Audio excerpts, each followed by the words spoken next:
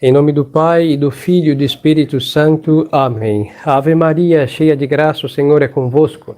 Bendita sois vós entre as mulheres, e bendito é o fruto do vosso ventre, Jesus. Santa Maria, Mãe de Deus, rogai por nós, pecadores, agora e na hora de nossa morte. Amém. Menino Jesus de Praga, Abençoai-nos. Nossa Senhora do Carmo, São José, nossos santos anjos da guarda, Vigiai-nos. São Roque, Rogai por nós. em nome do Pai, e do Filho e do Espírito Santo. Amém. Louvado seja nosso Senhor Jesus Cristo. Para sempre seja louvado. Podem sentar. Queridas almas, nos sábados, vários, não todos, se dedica à liturgia à Santíssima Virgem, Santa Maria em sábado. Na Igreja Romana, se dedica ao sábado, porque foi o dia que Nossa Senhora estava esperando Nosso Senhor ressuscitar. No Oriente, se dedica às almas do purgatório, porque era o dia que Nosso Senhor estava nos sepulcros, não? E para nós é a segunda-feira.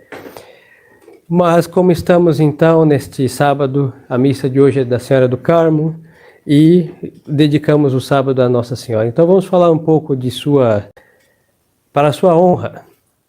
Nós, como católicos, graças a Deus, nós temos a dita de ter a Deus por Pai, e quem tem a Deus por Pai tem Nossa Senhora por Mãe, diz São Luís de Montfort. E São Luís vai dizer que quem não tem Nossa Senhora por Mãe, não tem a Deus por Pai. Aí aqui já se acaba com toda a falácia de cristãos, falsos cristãos, cristãos irmãos, cristãos amigos, não existe. Existe o cristão verdadeiro, é aquele que tem a Deus por Pai e Nossa Senhora por Mãe, e o resto se chama hereges, cismáticos, pagãos, idólatras e etc. Agora, dentre estes cristãos que têm a Deus por Pai e têm Nossa Senhora por Mãe, tem os bons cristãos e os maus cristãos. Nossa Senhora é mãe nossa, não é um romantismo da nossa piedade. Ela é nossa mãe porque, de fato, Nossa Senhora nos deu a luz. Por isso, não é debalde atribuir à Santíssima Virgem uma corredenção. É verdade de fé, dogma e intocável, intangível, que Nosso Senhor morreu na cruz sozinho para a nossa salvação, e nisso ninguém pode negar sem perder a fé.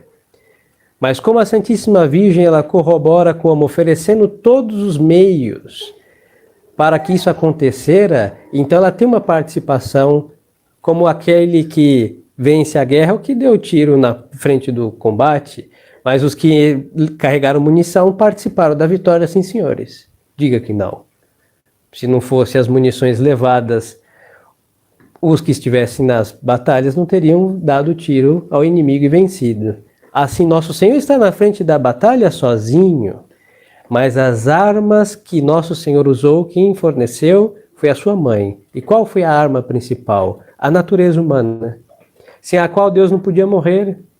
E ao fornecer à humanidade a Nosso Senhor, seu sangue, como que o sangue de Nosso Senhor vai ser redentor, se antes da encarnação ele não tinha sangue? Como o coração de Jesus vai palpitar por amor a nós, sendo que antes da encarnação Deus não tinha coração?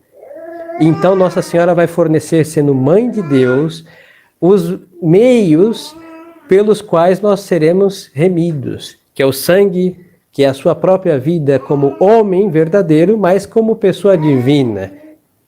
Então Nossa Senhora tem para conosco uma maternidade tal, porque os que Deus remiu, Deus os adotou como filhos.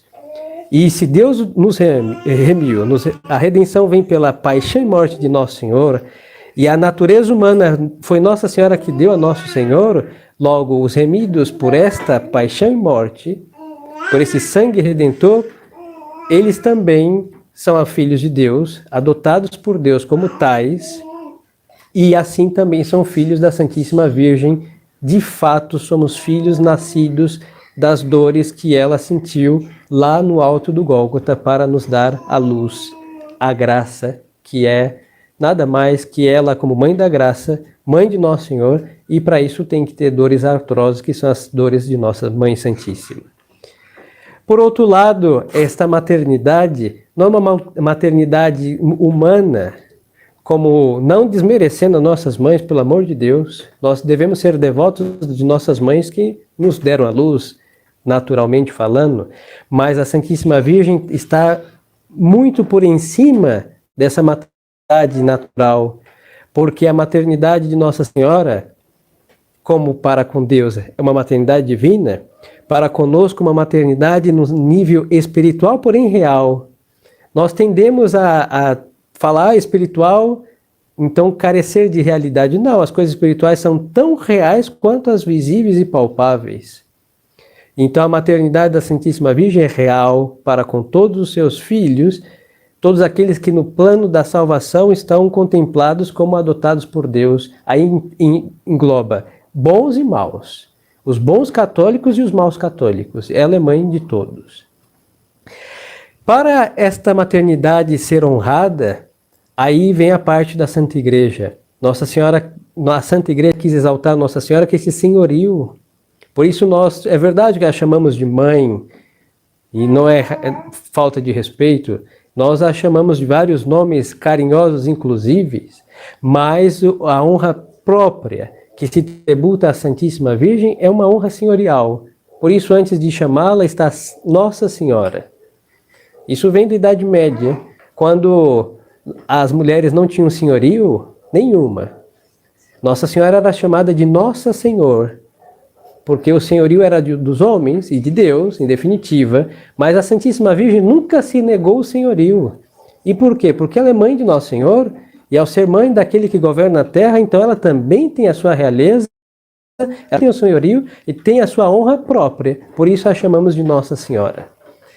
E este senhorio que se tributa à Santíssima Virgem por sua realeza, sim, mas também por sua maternidade. Porque temos que lembrar que Deus, Ele remiu os homens, e os homens remidos, Deus faz deles um reino.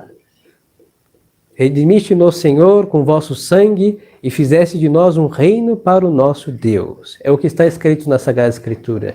Então Deus, como bom rei, a sua mãe, a Santíssima Virgem, como uma boa rainha, por isso nós os chamamos de Nosso Senhor e chamamos a ela de Nossa Senhora. E aí está então englobado nesse senhorio, essa vassalagem que devemos à Santíssima Virgem, a verdadeiro trato de filhos para com nossa mãe. E aí nós vamos entender um pouco melhor a importância da santa escravidão para com a Santíssima Virgem, porque será de fato um devoto à Santíssima Virgem aquele que for o seu escravo, mas aquele que for o seu escravo será o mais obediente dos seus filhos. E então aí entendemos que esta devoção de fato é perfeita, porque vai honrar Nossa Senhora em todos os aspectos da sua maternidade para conosco, da sua maternidade para com Deus, porque Nosso Senhor se fez dependente de sua Mãe Santíssima, como bem explicou São Luís, e não vamos repetir porque os senhores leram esse livro. E depois, da nossa parte para com ela, porque ao entregar tudo e ser completamente dependente de Nossa Senhora, nós estamos honrando-a como nossa rainha e como nossa mãe. Na Idade Média isso era muito claro.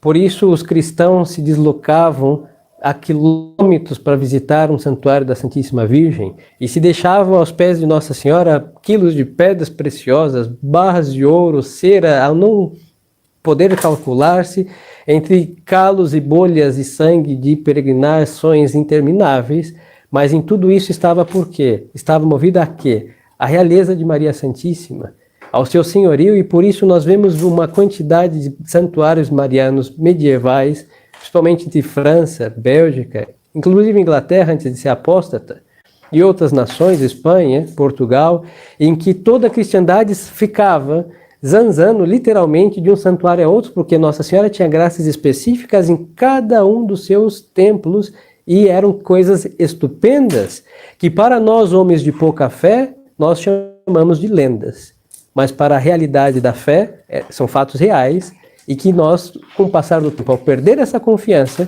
perdemos essas graças.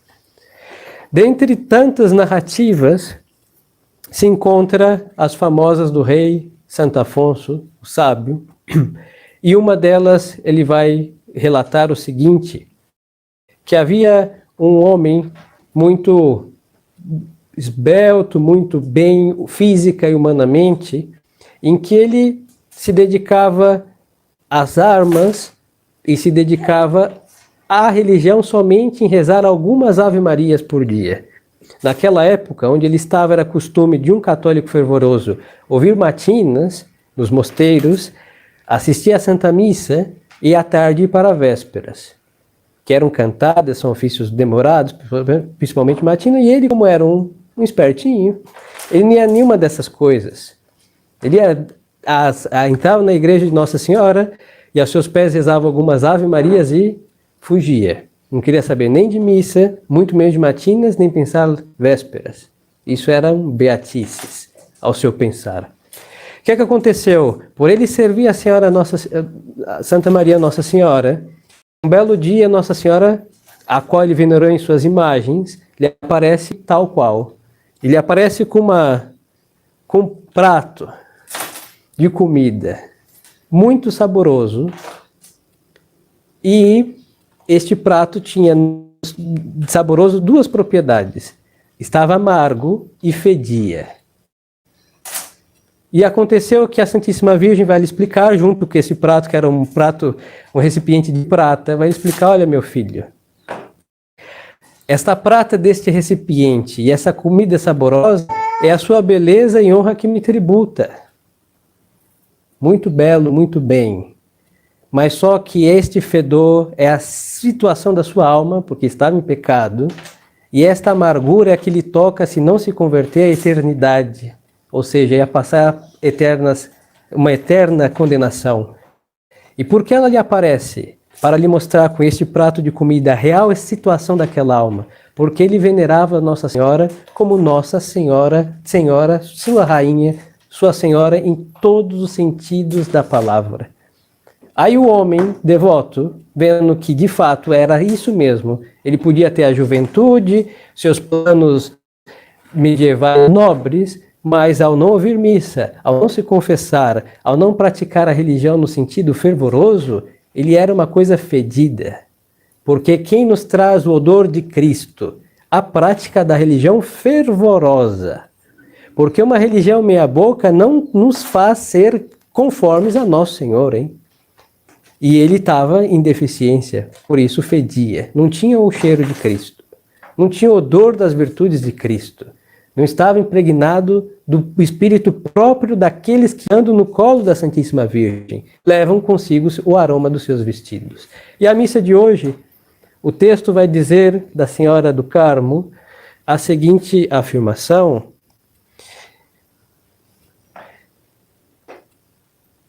que os seus lábios destilam mel. Aí vamos entender a amargura daquele prato, daquele infeliz, por um lado, porque não ouvia os desígnios da Santíssima Virgem, mas, e aqui diz, os seus vestidos são como incenso. E os senhores conhecem que o incenso não é só cheiroso em si mesmo, mas ele impregna onde ele foi queimado, hein? E assim, aqueles que estão perto da Santíssima Virgem ficam impregnados do odor das virtudes da Santíssima Virgem. E ao não tê-la, mas estava ali venerando, exteriormente a Nossa Senhora, mas com sinceridade em todo caso, a Santíssima Virgem fez o favor a esta alma. E o que aconteceu? Ele vendo que era... Ele não se desculpou, hein? Ele falou: olha, minha senhora, eu estou em guerra. Eu não tenho tempo de ouvir matinas e vésperas. Eu tenho que defender a cidade. Ele não se defendeu. Ele falou: olha, eu só tenho tempo de algumas ave-marias passando em frente do seu santuário. Eu tenho muito o que fazer, eu tenho que manter minha família. Ele não se defendeu porque diante daquela ilustrativa panela estava precisamente demonstrada a realidade de sua alma. Uma comida saborosa, amarga e fedida. E acontece que diante disso ele se converteu, Nossa Senhora lhe deu alguns meses de vida e depois ele morreu em graça de Deus e, segundo o rei, ele encontrou o paraíso graças a ter ouvido Santa Maria Nossa Senhora. Então, queridas almas, Se nós honramos, não duvido da devoção e nem da sinceridade da devoção de nenhum cristão para a Santíssima Virgem. Nós temos suas imagens e às vezes nós temos que superar com devoção certas venerações de imagem, porque tem umas que inclusive carecem de beleza e muitas almas devotas, então é porque tem muita devoção.